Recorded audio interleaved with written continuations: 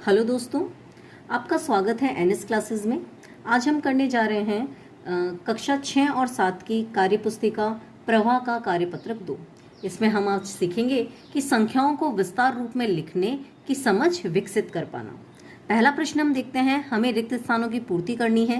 पहला प्रश्न जो है वो हमें हल करके दिया हुआ है कि इसमें इकाई, दहाई और सैकड़ा पर जो अंक आ रहे हैं उनके पीछे इकाई, दहाई और सैकड़ा लगाकर लिखा गया है और इन सबको जोड़ के रूप में लिखा है। तो हम दूसरा प्रश्न देखते हैं। हम देखते हैं कि इसके अंदर 4 अंक दिए हैं, तो इकाई, दहाई, सैकड़ा और हजार, इस तरह से 4 हमें लिखने पड़ेंगे। तो हम देखते हैं 3 जो है वो हजार पे आएगा, इसलिए 3000 प्लस 7 सैकड़ा प्लस 5 दहाई और प्लस 2 इकाई हो जाएगा। इसी तरह से तीसरे प्रश्न में 8000, 5 सैकड़ा, 7 दहाई और 0 इकाई हो जाएगा। चौथे प्रश्न में 2000, 8 सैकड़ा, 0 दहाई और 5 इकाई हो जाएगा। पांचवें प्रश्न में 3000, 0 सैकड़ा, 0 दहाई और 2 इकाई हो जाएगा। प्रश्न नंबर 2 में हमें दिया है कि दी गई संख्याओं को विस्तारित रूप में लिखिए। जैसा हमने पहले वाले प्रश्न में रिक्त स्थानों की पूर्ति की थी, वैसा का वैसा हमें प्रश्न नंबर 2 में करना है। हम सबसे पहला प्रश्न जो है वो हमें हल करके दिया हुआ है, उसी के अनुसार हम दूसरा प्रश्न करेंगे। तो हम देखते हैं कि दूसरे प्रश्न में हमें अंक दिए हैं 2875, तो हम इसे लिख देंगे 2000 प्लस 8 सैकड़ा प्लस 7 दहाई प्लस 5 इकाई। तीसरा प्रश्न हो जाएगा 9000, 3 सैकड़ा, 0 दहाई और 5 इकाई। चौथा प्रश्न हो जाएगा 6000, 8 सैकड़ा, 7 दहाई प्लस 2 इकाई। और पांचवा जो प्रश्न है वो हो जाएगा 5000, 6 सैकड़ा, 1 दहाई और 3 इकाई। तीसरा प्रश्न जो है वो हमें विस्तारित रूप जो दिया है प्रश्नों में, उसे हमें संख्या के रूप में लिखना है। तो हम यहाँ देखते हैं कि यहाँ हमें बॉक्स बना के दिए हैं, जहाँ जिस अंक के पीछे जो लिखा हुआ है उस अंक को हम उसके नीचे वाले बॉक्स में भरते जाएंगे और फिर उनको उसी क्रम में लिख देंगे, तो हमें हमारी संख्या मिल जाएगी। तो सबसे पहले हम देखते हैं, पहला प्रश्न हमें हल करके दिया है कि 2 दहाई आ रहा है तो दहाई के नीचे लिख दिया, 3 इकाई आ रहा है तो इकाई वाले कॉलम में लिख दिया, 5000 आ रहा है तो हजार वाले कॉलम में लिख दिया, और 1 सैकड़ा आ रहा है तो 1 को सैकड़ा वाले कॉलम में लिख दिया और फिर इसे इसी क्रम में उठाकर यहाँ पीछे लिख दिया। तो ये हमारी संख्या बन गई 5123। इसी तरह से हम अगला प्रश्न देखते हैं। 6 के पीछे हजार लगा है तो हजार वाले कॉलम में 6 लिख देंगे, 2 को लिख देंगे सैकड़ा वाले कॉलम में, 1 को लिख देंगे दहाई वाले कॉलम में और 3 को लिख देंगे इकाई वाले कॉलम में।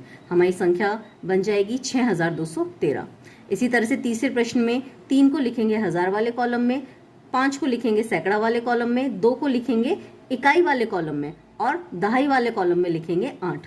इसी क्रम में इसे लिखेंगे तो हमारी संख्या बन जाएगी 3582। चौथा प्रश्न जो है वो हमें दिया है कि हमें 5 को लिखना है दहाई वाले कॉलम में, 8 को लिखना है हजार वाले कॉलम में और 9 को लिखना है सैकड़ा वाले कॉलम में। इकाई का अंक यहाँ नहीं दिया है तो वहाँ हम 0 लिखेंगे और इसी क्रम में इसे लिखेंगे 8950। इस तरह से हमारी संख्या बनेगी।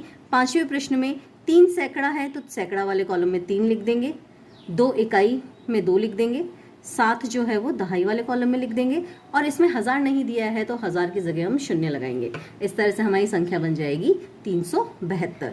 चौथा प्रश्न जो है वो हमें दिया है कि विस्तार रूप 8 सैकड़ा प्लस 9000 प्लस 3 इकाई को संख्या रूप में लिखिए। तो हम देखते हैं कि इसमें हजार तक आया है तो हम इस तरह से पहले नीचे लाइन खींच लेंगे जिसमें इकाई, दहाई, सैकड़ा और हजार की जगह बनाएंगे।